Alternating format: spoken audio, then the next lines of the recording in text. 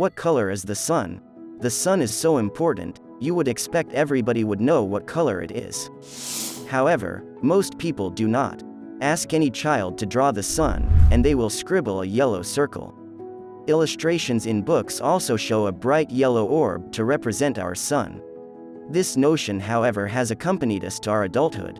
Well, this misunderstanding is understandable as we are unable to look at sun at daytime, and the only time we see it clearly at sunrise or sunset it's deep yellow in color. However, the sun is not yellow. Our sun is white in color. The reason the sun generally looks yellow is because the Earth's atmosphere scatters other colors like blue, green, and violet more easily. On the other hand, colors like yellow, orange, and red are less easily scattered, giving the sun a yellowish appearance throughout the day and an orange, reddish hue near the horizon. The visible wavelength of light from the sun is also white, but it can be split into separate parts of the color spectrum by using a prism.